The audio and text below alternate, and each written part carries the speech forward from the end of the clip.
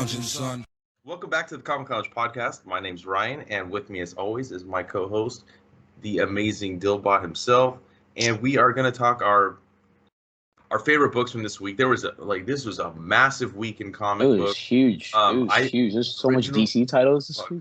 Originally, I thought it was just because of the free comic book day comics coming in, because we got a lot of those in. But no. Are you guys doing your free comic book month thing or week, or are you guys? It's month. It's usually free comic book May instead of day, but it doesn't work. So, and plus the numbers rising, we're not gonna probably do that this year. I don't know how it's gonna look, but I will real quick. I will say that I read some of the free comic book day comics, and I think Donny Cates may have given me a reason to like him again. That's all I'm gonna say. His Hulk with Otley, those few pages that we got teased with were awesome. The Spider-Man with that's teasing the new new Venom that was teased, and fucking Jason Aaron. I guess he was saving the best for now because the Avengers teaser story that is in there, and as a Zdarsky Daredevil tease in there. So I'm not gonna get into it, dude. I'll let everybody. They're going hard. Damn, Marvel sounds like it's going hard. It's what though. Isn't it always though? Marvel always does solid free comic book days. Yeah, Marvel always goes hard. DC sucks, bro. DC sucks when it comes to free comic book day. I think this year maybe we're gonna get some new content, but for the last few years it's just been reprints. And what the fuck? No. Make it something to where you're gonna drive people into the shop. You're not driving people into the shop with your reprints, homie. But anyways, huge week, multiple covers. Tons of fucking titles. I knew when we picked 5, we picked too much because sometimes it's hard to lock down that many books. The book, I'll say it first. The book that Dylan didn't get to pick up. It's always Dylan's fault, bro. It's not your fault. Let's just be real. I'm not blaming you. I'm not blaming you. No. I'm blaming me. 90% of the time, where we pick 5 books and one book doesn't get talked about, it's 90% my fault. Well, if you're gonna do that, then full disclosure, when I've said recently, not that long ago, that we didn't have time to read a certain book, it's because I didn't want to talk about it because I didn't like it. So there you go. So you want to fucking blame yourself for not bringing a book? I'll fucking take the blame for telling you I don't want to talk about a book. So, anyways, let's talk about so Amazing Fantasy was the book we didn't get to talk. We're not talking about, but Dylan and I we're gonna jump back on at maybe next week or so. We'll do a quick little fucking recap of the book because I think it was one of the best books that came out this week. Kari Andrews, as of when this video's live, yesterday will be the day I posted the interview with Kari Andrews. So I highly, go check that out. Go pick up Amazing Fantasy. Come back when we share our thoughts on that. We'll do a quick video next week, video review. But we are going to be talking about Skybound X, number 4. Infinite Frontier, number 3, Icon and Rocket, number 1, and Superman Son of Kal-El, number 1. So it's basically a pretty DC heavy week, but DC came in full force this week. I think Marvel had the least amount of books, and DC had the most amount of books of all the publishers. Totally took over the week. It was heavy, and it was crazy too because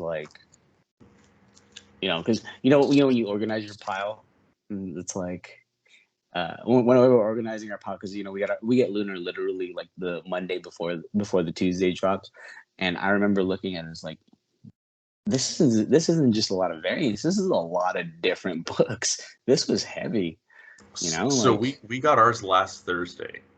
I was so leaving early to go get a tattoo. And I saw FedEx pull up, and I'm like, should I keep listing stuff on eBay, or should I go unbox that real quick to grab the DC stuff? And I was fuck eBay. So I'm like, hey, Nick, I'm gonna go unload that real quick and log it in inventory and all that stuff. And my God, dude, I'm so glad I did. I didn't read it right away though, because usually when I get the books for the week, I always put the stuff you and I are going to talk about at the bottom of the pile, even though those are the books I'm most excited for, just so they're fresher in my mind. I couldn't control myself.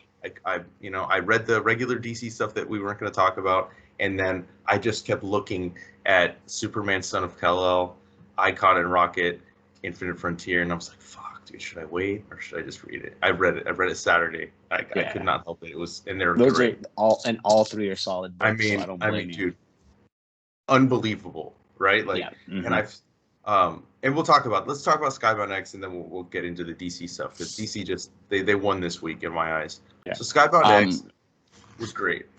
Okay, this is definitely, out of the four, this is definitely like my top, one of the top two, and mainly because of excellence. I would say only because of excellence, because but it did hype me up for Sea Serpent's Air. Like, I don't know what's happening, but it looks pretty fucking cool. I have no clue, but my god, it looks dope. It looks beautiful. It looks beautiful. Yes, it's absolutely beautiful. I also liked Redneck. Redneck was great because, like, no, well, I'm a Guns N' Roses fan. Okay, all right. Look, I don't know. I don't know much about the Redneck series. I think I read the first couple issues, and it was okay. I mean, I kind of want to maybe give it another chance after this. I didn't think the story was like amazing. I thought, and we'll talk about it. I thought, like, I'm assuming it's about redneck vampires. That's because that's what that's exactly what the fuck it's about. It's redneck vampires. Yeah, I mean, and I think Donny Cates' creator-owned stuff usually, more times than not, is the better of his writing, because it's his stuff. And I think that that's true for a lot of creators, right? I mean, like, you're going to put your best foot forward when it's something that you own, because, like, the potential is there for you to make more money than as opposed to, like, when you're getting a paycheck from Marvel or DC, right? And also you create a legacy that way. Like, I feel like the creator-owned stuff is legacy stuff. Like, Frank Miller, fantastic Dark Knight, but everybody knows about Sin City and 300. You know what I mean? But by the way, talking about creator-owned, did you hear the news about Scott Snyder that dropped this week? Hey, so are you going to start reading Comixology or what? No, I'm going to wait till they come out in print in Dark Horse. Actually, I don't even need to do that, because I'm on the press list for the PR company that represents Scott Snyder and the company that represents Comixology. So they send me the PDFs, and yes, I will forward them to you. So don't worry. Yes. But yeah, I just wanted to, you were talking about all this creator-owned. No, that's very exciting. Like, honestly, I was a little worried because, like, Scott Snyder's been, like, relatively quiet. Like, you know what I mean? He has been, but he kept saying the creators that were attached to his Best Jacket press, and he, like, but would not tell me anything. I asked him 3 different times, 3 different occasions, and he wouldn't drop anything. And then we get the fucking bomb. Yeah, the atom bomb of announcements. It flooded, like, all social media, all comic social media. Like, I was like, whoa. Yeah, I mean, like, we had to mention it. Like, there's certain times where certain news drops that, like, I feel like we have to talk about. Like, we can't just ignore it. Like, the amount of creators that he's got from, it's, a new book with Greg Capullo. We got Tula Lotay. We got fucking Raphael Albuquerque. All these fucking creators, dude, that he's got with him. And, Nick's like, so how do you feel that it's digital first? I'm like, I mean, I don't really care. Like, let them get their money. But he's already saying that it's going to print also. It's not like it's digital only. So, and that whole deal that Dark Horse has with Comixology, where they print their Comixology originals, like anything that comes out through Comixology original, that's where it's going to come out in print. It will be Dark Horse, right? Yeah. So I'm very excited. That Jeff Lemire stuff that's on, because I was Comixology exclusive. Oh, it's good stuff, dude. You read it? Yeah, I haven't read it. I'm waiting. I'm waiting for the print. It's good, dude. But yeah, I just want to say, shout out to Scott Snyder. Varying genres. They're all different. They all look dope. That Francis Manipul cover with the fucking motorcycle, everything. It looks so awesome. And what a boon for Dark Horse. Dark Horse to be able to have all that Scott Snyder creator stuff with all those talents being published in print through them is huge. Them losing the Alien license, them losing the Star Wars license, them losing the Predator, all those licensing that they had that kind of bolstered their company to allow for some of the other smaller stuff to kind of stay alive. I'm really liking where Dark Horse is going right now with their creator-owned stuff. I think that they're putting out some really cool stuff, some some varying talents. So yeah, I'm very excited. But I just wanted to share that real quick, and then we'll talk about Skybound. But very cool, very excited. Yeah, but I'm sorry, we were actually already talking about Skybound, but yeah. But yeah. So okay, first things first. Like Sea Serpent's Air, whatever it is, whatever it's about, it's absolutely beautiful. It's like a brand new Little Mermaid with pirates and sea serpents. So I'm here for it. Yeah, how would you say that name? Marguerite Scott, Pablo Tunica, Ariana Mayer, John Moisen, and Karina Taylor are that's the creative team on that book. Yeah, we'll just jump around. We don't need to go in order. I like that one. I thought it was really cool. Dude, I'm telling you, this YA imprint, they already have 3 solid like characters and titles that I'm already like, I cannot wait. And what a great avenue to get eyes on it by luring in the Walking Dead fans, by luring in the fans of their other properties that are already out. Yeah. And you sprinkle it into here, and this is how these are going to have stronger debuts, I believe.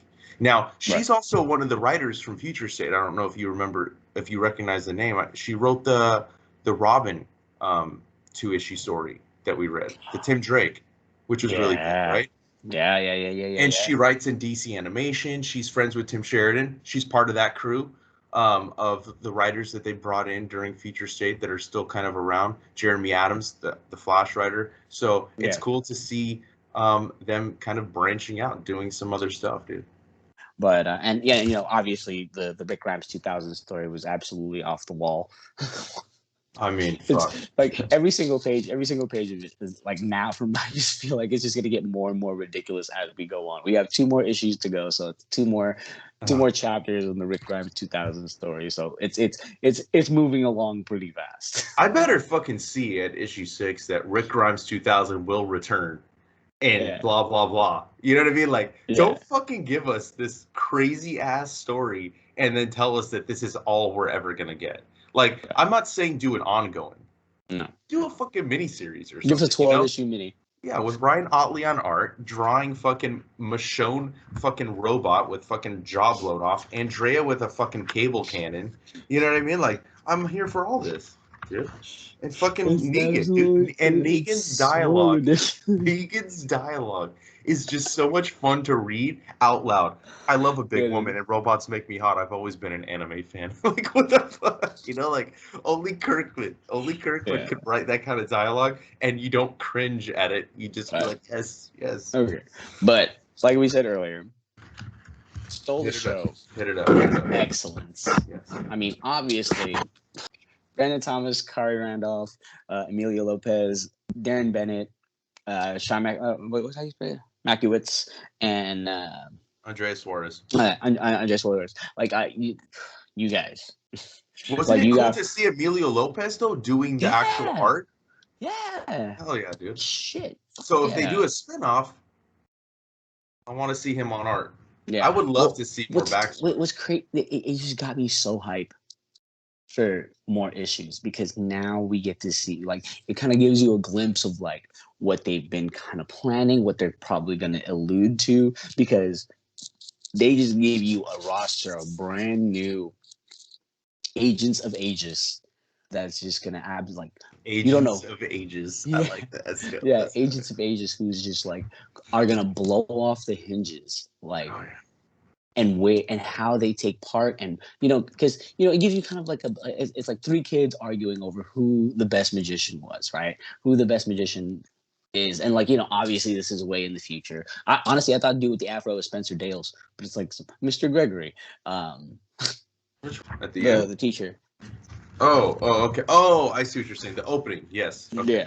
I thought you were talking about one of the as you called them, Agents of Aegis. That's what you were talking about. Yeah. And I'm just sitting here like, oh man, but obviously it's not. So they go through like a laundry list of greatest magicians ever, and the reason why they're great is just so crazy. It's like, what, one goes to space, what one protects the main tower, the main column, what, like, one's the most decorated hand-to-hand combatant. Dude, what? Bravery Hearns, aka the Metal Gear Solid Snake version of an Aegis member Yeah. with the full regalia, dude.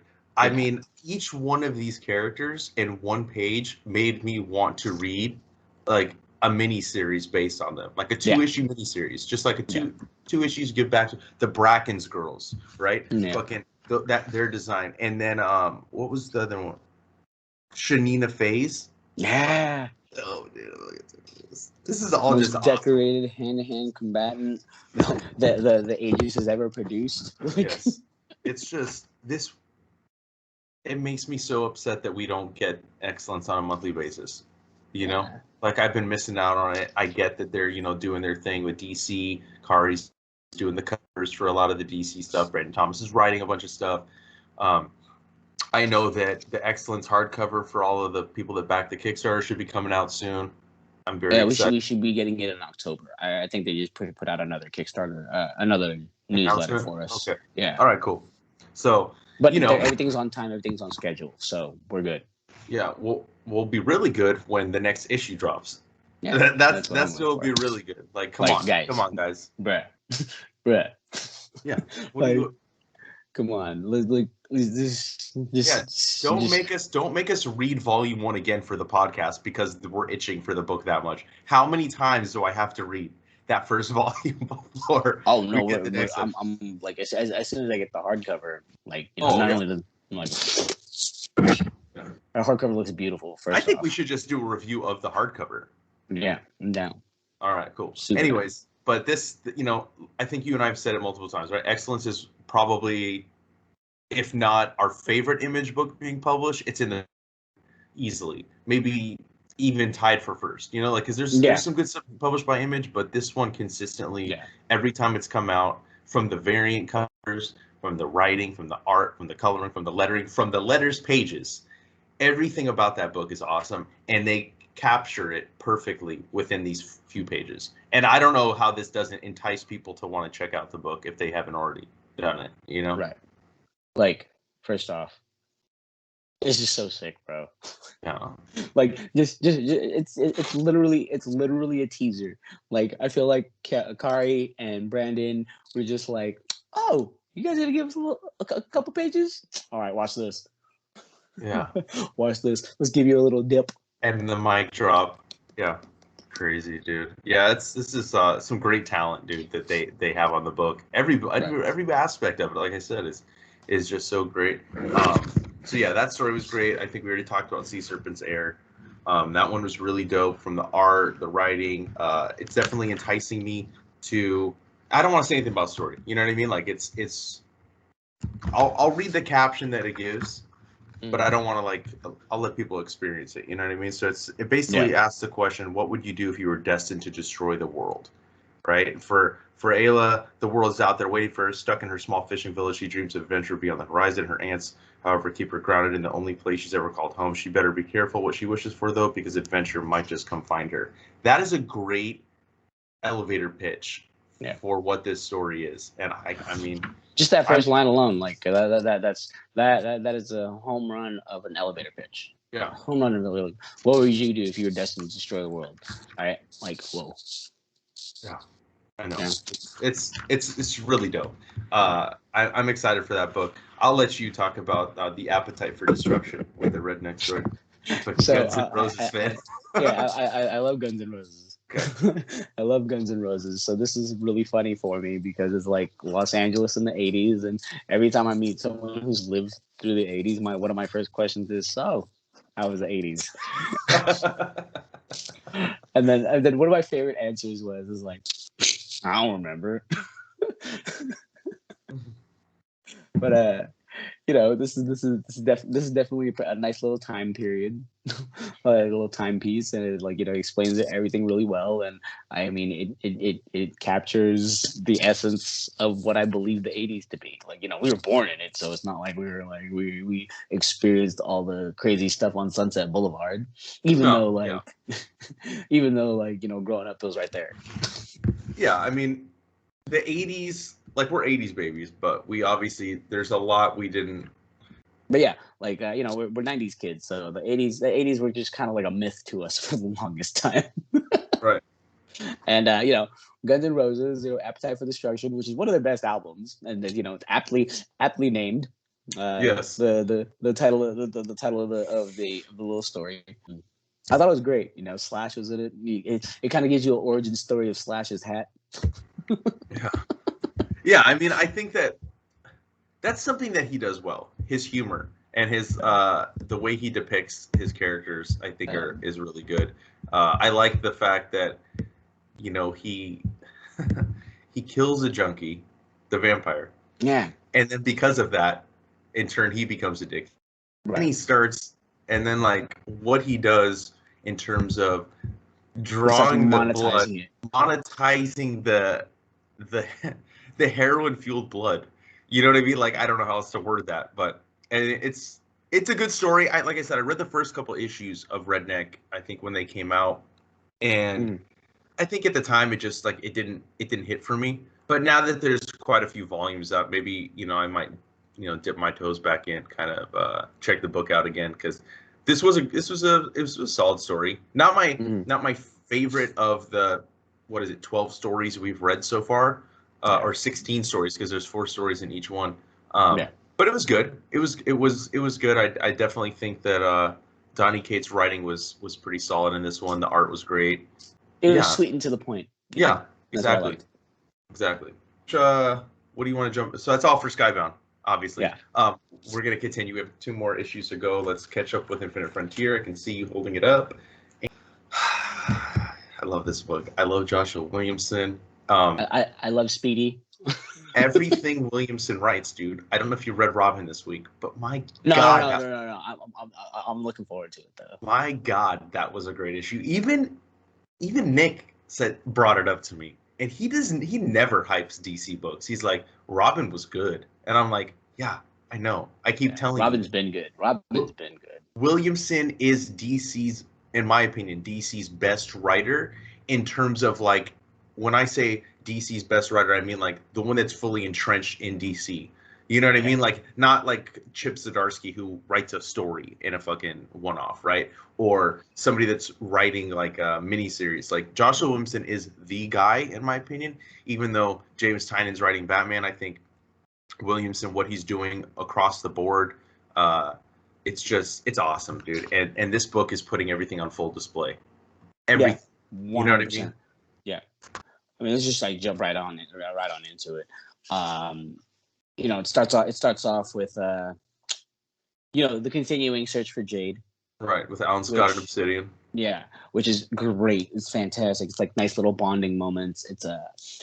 It's really showcasing, Alan Scott is in fact a Green Lantern. You know what I mean? It's like really showcasing, Joshua Williamson is flexing his like DC muscle, his DC knowledge muscle. Oh, all the villains on the top of the double he flexes so hard. What's crazy is we haven't seen any of those villains. We have not seen any of those villains in the longest time, and he gives them all to us in the fucking splash page. We got Kronos, we got the Thinker, we got Johnny Sorrow, the Icicle, the Shade, like villains that I have been missing because they're mainly JSA villains. Shade is kind of borderline anti-hero. He used to be a straight villain, but in the Starman series that James Robinson did in the 90s, he's an immortal. So he moved past his phase of being evil and decided to be a hero. So there's a lot to unpack with that character, but we won't get into it. I love the team up with them, but like you said, Roy Harper, dude, he's always been a favorite of mine. I've loved his banter because he's kind of like Green Arrow in terms of he's a smartass, and he was always that guy with like the Teen Titans with the Titans. He's just a fun character to read, and Williamson's writing him very well in here. Yeah, and it's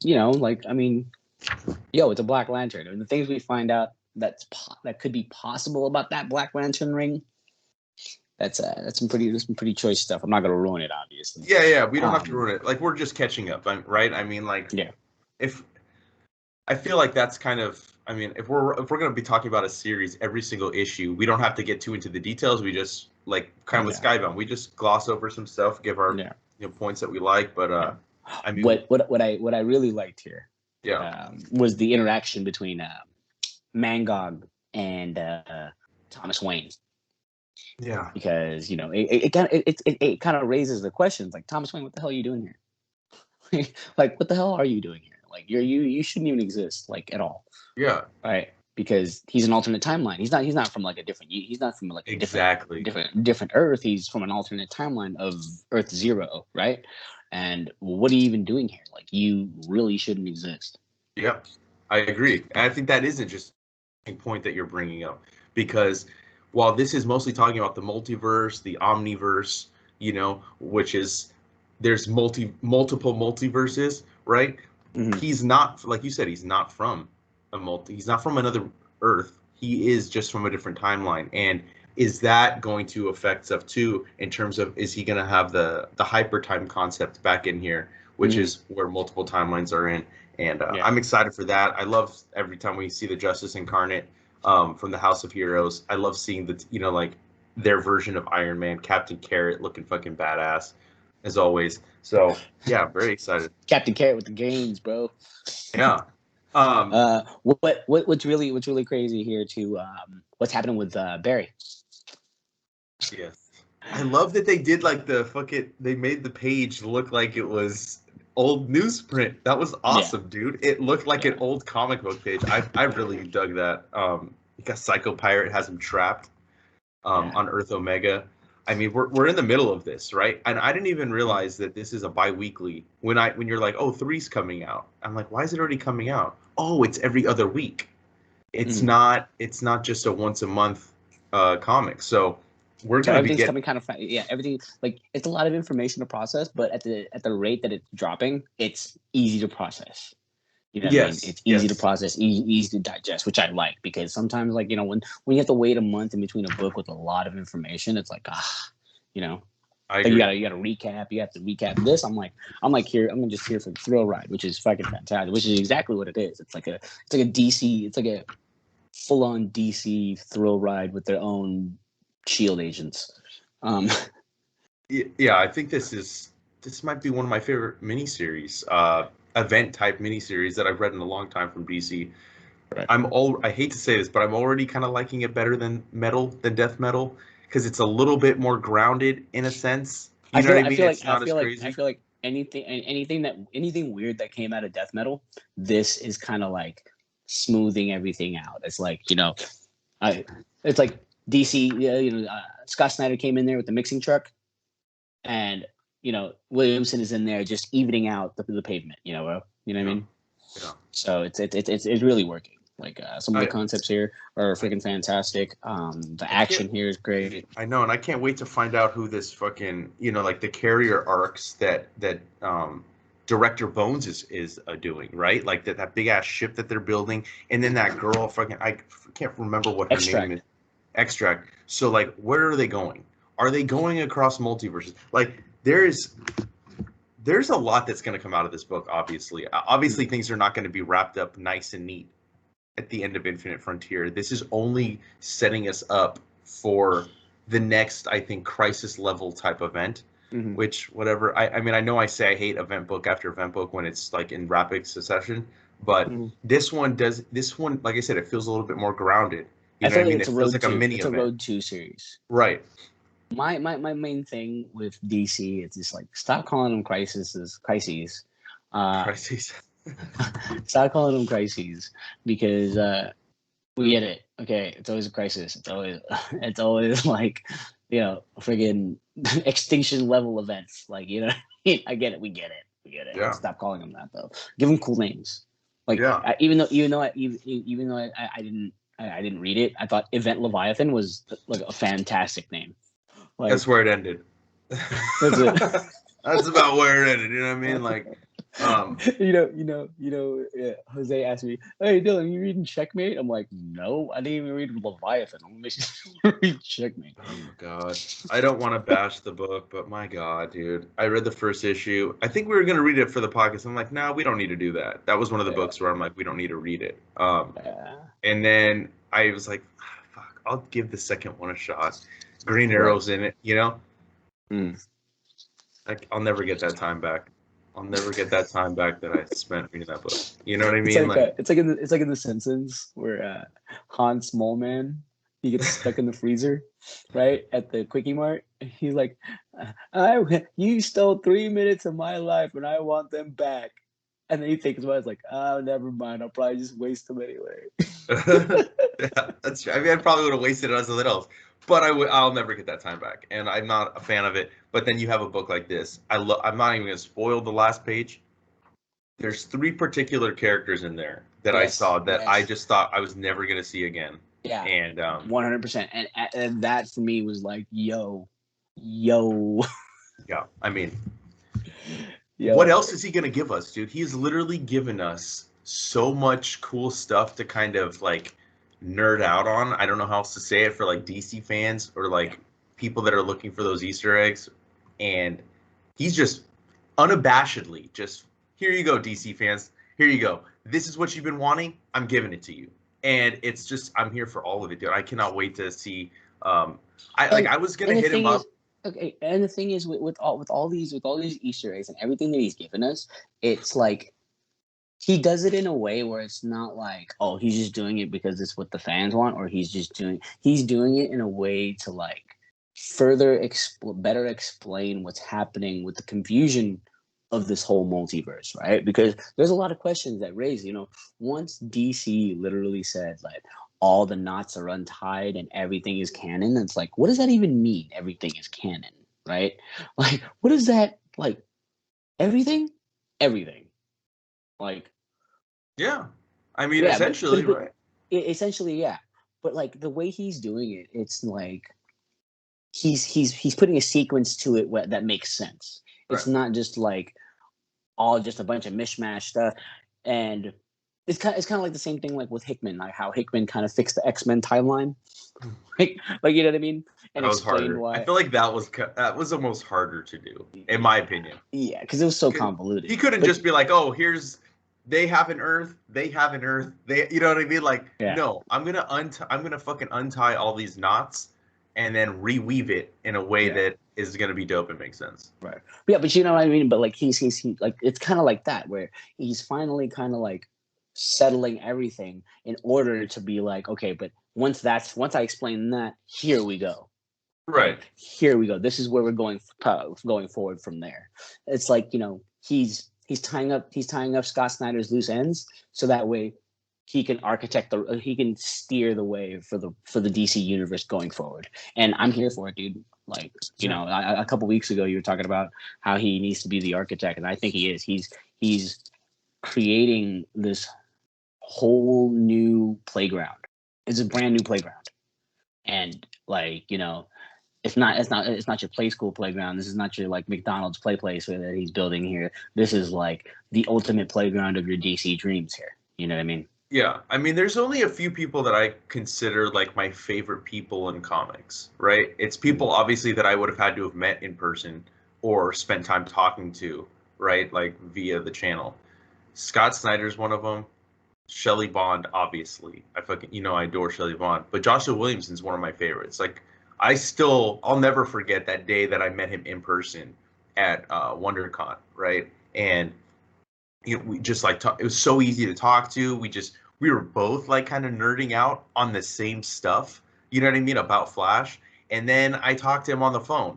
Or no, actually, then later that day we ended up sitting in the same panel, and he was like sitting like 2 seats over from me, and he saw my reaction to an announcement that was made, and he just like nodded at me and smiled. I was like, yeah, dude, that's awesome, And then like I've interviewed him on the phone. I've interviewed him a couple times over video, and he's just genuinely such a fucking awesome person, and his love for comics is so evident, and that's what each company needs to have. You need to have at least one person like that just really cares and loves about that universe and is going to do it, and not in a way like you said, right, where you're just doing fan service. Like, you're trying to push the universe forward while also remembering what makes it special. And Williamson is that, I mean, like, 100%. It's awesome. Just fucking awesome. I can't wait for the next issue to talk to you about it. What issue I can't wait for the next fucking Icon of Rocket, right? So I want your thoughts first, but I'm gonna really quick say that this is almost a mirror to the old number 1 of Icon and Rocket. I don't know if you ever That's read what I that felt one. about Static. That's what I felt about Static. How, That one was a little bit more different though. This one but felt, they modernized it. They modernized Static, definitely. 100%. They modernized it. They made it to, like, to the T of the times, right? Yeah. But this is beautiful stuff. This is amazing. This is fantastic writing, fantastic dialogue. This is not your run of the mill origin stories. This is not one of those. This is actually a plea to, like, for people to do better. That's what I feel like about. That's why I always talk about Icon. Yeah, to be better. To be better. the best version of who you are. Yeah. Don't give into negativity. Don't give into bad influences. Yeah. Right. And first, let me read the credits first. So off top, Reginald Hudlin is the writer of the book. Doug Braithwaite and is penciler. Scott Hanna, Andrew Curry on the inks. Brad Anderson, colorist, and World Design is the letter.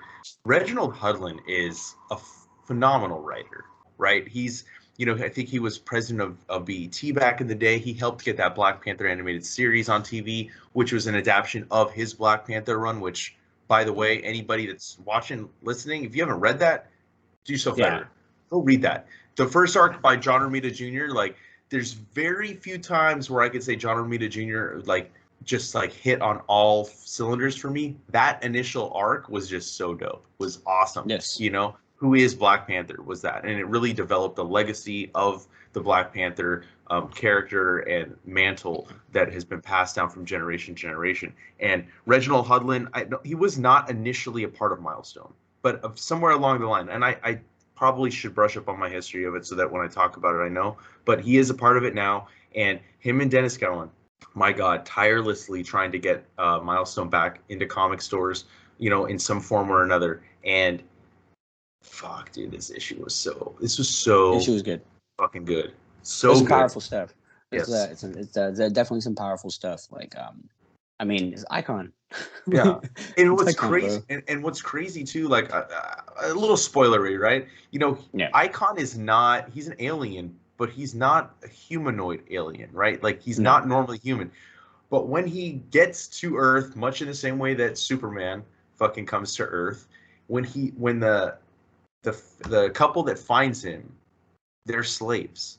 Yeah. And they fucking touch the spaceship, and because that like I think it's a ship or whatever, basically says like children are less threatening. So he turns into a child instead of coming out of like an adult, right? So he's turned into African American baby and is now taken in by this family, and he's kind of immortal. I'm assuming, because he stops at a certain point of aging, because that was in the 1800s, right? So he lives 1843. So he lives through all this stuff, and like then you see us jump, right? Like, and we're so like Raquel's like with this like fucking group of fucking, in my opinion, just losers, right? They're just like going around, they want to steal, just scumbags. But she's something else, and you can tell already. And even though she's doing something, you can tell like she's not really into it, but she's trying to fit in, right? And they try to rob Icon's house. And I love when they're in there and it's like this massive mansion, right? And they're looking around, they see paintings, and they feel like all the same guy. Yeah, and they're like, are we in a horror movie? Yeah. So, it's that dialogue. It's the heart of the story. Everything about this first issue just screams greatness to me. And much like Static, her conversation, dude, like her conversation with Icon, like that, those in a matter of four pages whole, right? In a matter of 4 pages, like she captures this plea for life. She captures this plea for life, where it's just like, do something, for the love of God, do something. Yeah, do something because you can. Do something because you have that power. Like what she says about Martin Luther King and Martin Luther King Boulevard, like that was deep. Damn, That was deep. That was deep, dude. That was some deep stuff. Dude, Like, you know what it made me think of? I don't know if you had the same feeling, but I was starting to think of like all the streets in like LA or yeah, like that are named yeah, something where I see like just horrible shit happening going down on those, yeah, or drug dealing or right, fucking like whatever yeah, violence. And I'm like, exactly. that is real talk, dude, you know? Yeah, like, yo, like, what? You hear about all this stuff like going on the streets with these names, and it's just like, what? It's and it definitely hits us because we're from a major city, you Yeah. know, and we see these things. We've driven past these things or we've experienced things similar to this, but this is like a literal plea. That's what I love about it. It's not it's a cry for help from those who I feel like never get to cry for help in superhero comics, right? Hmm. Like, yeah, every now and then they'll touch on it. You know, we'll have those seminal storylines and story arcs with like major characters that like delve into this. But that's the great thing about Milestone. Milestone, they hit these marks for they reach an audience that usually isn't represented. And I'm talking about kids in the city. Hmm. Kids who legitimately live in the cities that these superheroes are saving, but on a street level, Hmm. right? But on a street level, but on like the kids in 169th, like like Yeah. you know what I mean? The kids off of Normandy and Third. That's where like Milestone hits. That's who Yeah. Milestone is for. I mean, Like they're not the Milestone. I feel like Milestone isn't for the kids in Newbury Park. I think Yeah, Milestone's for everybody. You know yeah. what I mean? Like, I get what mean, I get what you're you know what I saying. mean? Like, it's like what you were the one that like said it perfectly. I don't want to like ruin what you said, but when you were talking about like that poster of the Black Panther movie thing, right? And you had the kids looking up like, and they have a hero for them now, right? Yeah, So I think that that's kind of what Milestone is doing, and I think that maybe that's what you're kind of trying to say is yeah, that like yeah, there's something more identifiable for people instead of just seeing like your basic white male superhero, right? And yeah. you're getting a different flavor, and I think that Miles be reading Milestone. If you are a comic book fan and you want to read good comics, I don't give a fuck if you don't like superhero stuff. That's not what these books are about. These No, books, superheroics are secondary to what yeah, Miles, in my opinion. So yeah, 100%. Like, there is zero superheroics in this. yeah, Zero, except when he zero. gets shot by a gun, and that's about it. You know what I mean? Like that's the only time you really see the powers. Yeah, But other than that, yeah, I mean, I'm excited to see where this goes. Like, I'm excited for the announcements of season 2s. yeah, yeah, dude. I'm here for it. I'm 100% here for it, and it's some great stuff, dude. I don't care. I'm really hard freaking hyped for hardware. Like, Oh, because no. with each milestone issue, they just hype you up for the next one. It was like, oh, coming soon. Oh, coming soon. Like, oh, ooh, I there's know. Brandon Thomas. I know. Ooh, I'm still waiting for that. And Dennis Bill Cowan, and Bill Sienkiewicz. Savage, bro. That's like, oh, I know. let's go. I know. Let's fucking I'm still go. waiting for that Blood Syndicate announcement too with Ooh, Holocaust. So you know let's that's coming because they go. keep Oh talking yeah, about it. So 100%. yeah. Look, man. Look at your smile. Like, look, Superman, Son of Kal-El by the great Tom Taylor. Tom Taylor's gonna go down in John history as one of the best writers of agreed. comic books ever. And we got John Like, Timms as the artist, Gabe Altabe on the colors, Dave Sharp letter. The title of the issue says it all. Truth, justice, and a better world. Anybody that knows Superman, truth, justice, and the American way, right? yeah, And John's going a different route. And that's evident just from that title alone, you know? yeah, First of all, the art is amazing. The writing, we said this before we jumped on, I think. Tom Taylor just inherently, when he writes a character, when I read a book that he writes, I feel like, oh man, that's how they should sound. yeah. Immediately. Like, oh, that's what they sound like. And he did it with Nightwing. And I mean, I have been singing the praises of that book. Nightwing is one of my favorite books out right now overall. Yes, I 100%. agree. And it sucks that it keeps selling out. It keeps getting specced on. So we're selling out constantly. It's going to multiple printings. Yeah. I even had we just got a new printing of like issue 70 Yeah, 78. 8 just came out. I was like, fourth printing. Like, what? I don't even like buying multiple printings, but man, they had that sick ass printing with Nightwing and Robin in the subways. Yeah. With graffiti on the wall, and I'm like, God damn it, I have to buy it. And I was like, dude, this book is just amazing. And I was like, you know what? I'm gonna stop adding stuff to my pull list. I'm gonna read the first issues first because I know that we always go high on our numbers for first issues. Yeah. And if it's good, I'll add it. I don't even know why I second guess Tom Taylor at this point. Yeah. I don't know why I even like think that I'm not gonna like it. John Kent is not one of my favorite characters. Has never been. I didn't like Kent. Superman, Man of Metropolis. I didn't like The Future Stays Up. I didn't like that. Connor Kent is my Superboy. You know what I mean? Like from the '90s with his leather jacket and his shades on. You know what I mean? Like that is the Superboy that's my Superboy. Like. I'll be honest, that's my Superboy. But I did like John Kent when he was younger, and Peter Tomasi and Patrick Gleason did that great Superman run that kicked off during Rebirth. And when they aged him, I kind of was like, oh man, I'm not really feeling that. Like, why? I like the aspect of, I'm like, just so you could put him in Legion of Superheroes. I don't know. Anyways, that's besides the point. So like, John Kent was never one of my favorites. I love this.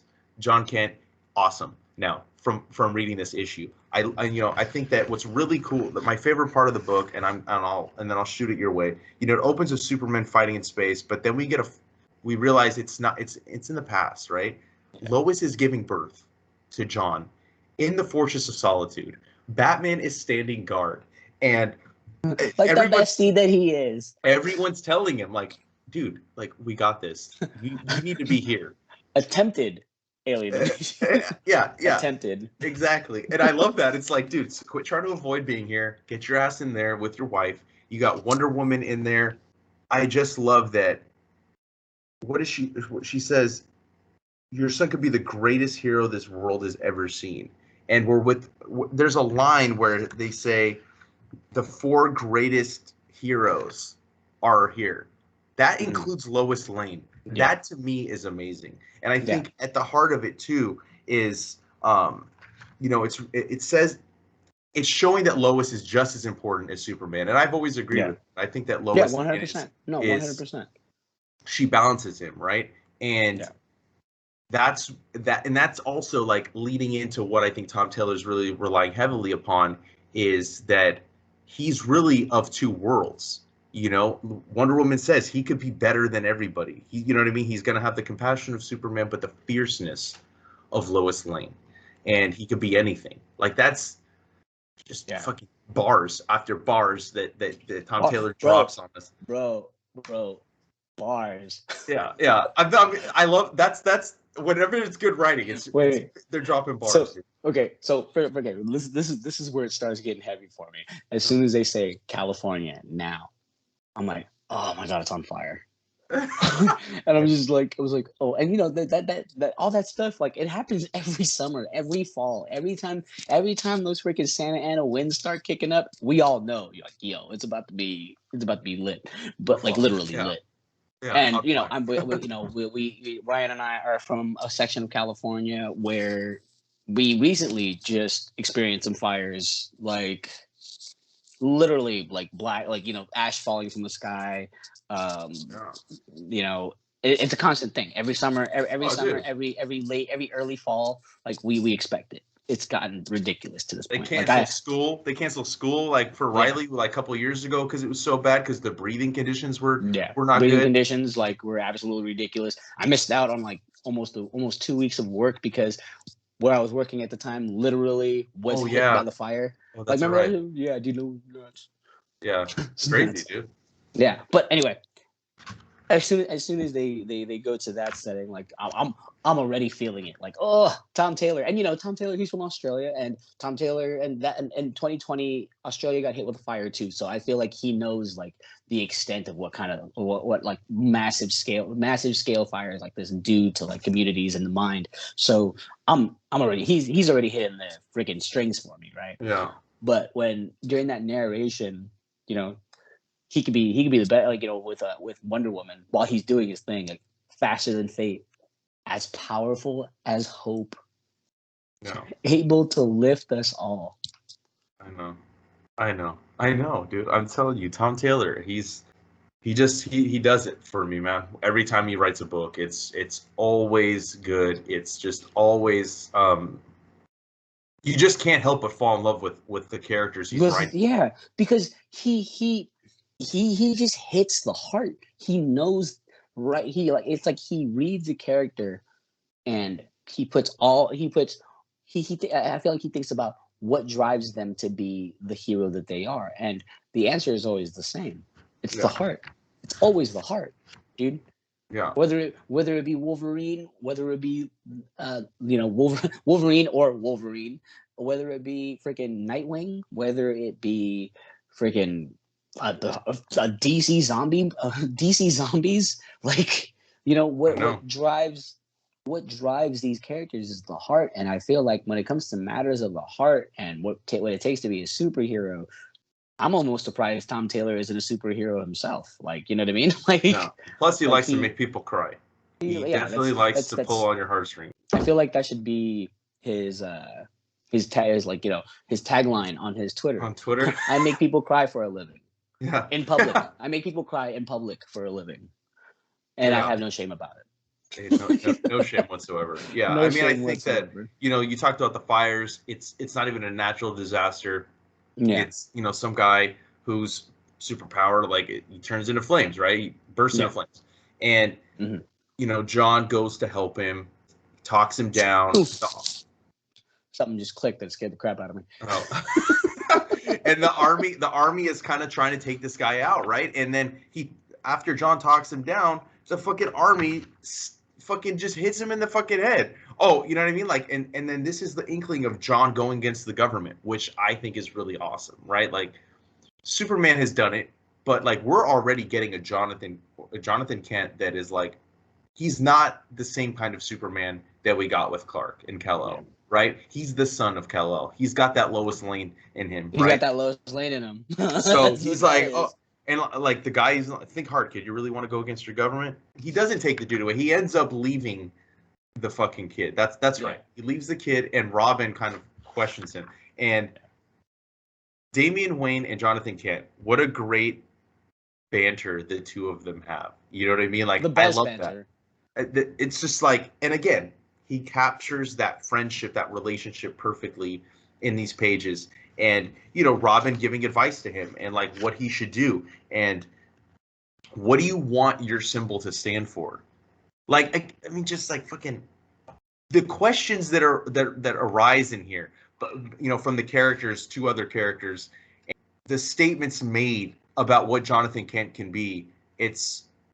I didn't think I was going to like this book as much as I did. It's by far a 10 out of 10. By far was my favorite book. Easy. I can't really say much else about how much I love this book and how excited I am to see what we're going to see moving forward. I hope that this book is going to be around for a while. I know that we have, old school Superman in Action Comics, but I want to see this Jonathan Kent now. I want to see this version of Superman. I want to see him blossom into this, into something great, dude. Like, because how can it not be great with an opening freaking issue like this? One of the best first issues I've read in a very long time. Yeah, and I love the band. Like you said, I love the banter. I love the relationship. I mean, the humor is already there. Like when he's talking to Damian's literally getting attacked by ninjas, and John's just standing there. Yeah, and it's like he's right where he was when we left off in Robin. You know what I mean? Like, he's in this, and I love that cohesiveness in the universe where like it doesn't take the character out of what's going on in their book, but it also, like, you don't have to be too fucking continuity fucking knit. You know what I mean? Like, you don't have to tie it too closely. But I like that, it's right there with him. It's just like a quick 15 minutes out of Damian's life, but that was already happening in the story anyway. Exactly. Like, he just flew in real quick, got some advice, and then flew away. I'm not here to interrupt. Like one of my favorite things is he's talking, and then you just see a ninja star hit him. It just bounces off. He's like, yeah, but da-da-da-da. And then one of the ninjas was like, this hardly seems like a fair fight. It's like, seriously, bro? Like you said, great first issue. excited for what's coming. Tom Taylor's great. John Let's Tim's let's amazing on art. talk about that friggin' like Superman suit that friggin' John Kent sports. That shit is dope. I do. I like the design. I definitely Yeah. like this fucking design for him. I mean, I think it's pretty much the Superboy costume, unless they made couple little tweaks to it. But yeah, I like the way the S shield looks with the cape that kind of goes over the shoulders as opposed to just at the neck. I think that I think we're in for a fucking great series. I like the gray notes on the bracers, the boots, and the bicep. That separates him from Clark. Yeah, I feel like that he's definitely his own Superman, and he's coming. And I hope he comes into it the way he gets into that suit, because that suit is fucking awesome. Agreed. I think it's, as long as I don't want them to replace Clark, but I'm cool with Clark being the Superman that's kind of, maybe he's dealing with like the bigger disasters and John's dealing with the small stuff, right? Like he's staying close to home in terms of the types of things he's trying to stop. It's like Superman's dealing with crises while friggin' John's dealing with Earth. Right, exactly. You know what I mean? Yeah. Like Earth level stuff, Earth level supervillains. Not like street level supervillains, but Earth level supervillains. Like, yeah, more of the natural disasters, more of like the kind of neighborhood Superman, I guess you could say. Not just in Metropolis, but the world. You know what I mean? Yeah. Just doing his thing, like like in Man of Steel, like how he flew up to the sky, he took a deep breath, and then all of a sudden, reports are coming in from all over the globe. Yeah, so I mean, great week for books, dude. Definitely. I highly recommend. Every single book we talked about was fantastic. Even Amazing Fantasy that we didn't really touch on. We'll talk about it another time. But that's all I got on those books. You want to talk what we're going to do next week? Since we're on the Tom Taylor train, I want to do Deadpool Black, White, and Blood because he reunites Gabby with Deadpool, and I'm here for it. Okay, I didn't even get that far. Okay, so we'll do that. We'll do Skybound X #5. Yeah. Scotty Young is got a new book out, The Me You Love in the Dark. Yes. #1. So we'll talk about that. Do you want to do Spirits of Vengeance, Spirit Rider? Yeah, why not? The Native American Ghost Rider. So we'll do that. Oh, yeah, Deadpool, absolutely. The Deadpool book, Skybound X, and The Me You Love in the Dark. Those are the 4 books we're going to talk about for next week. And 4 books, guys. 4 books. 4, not 5.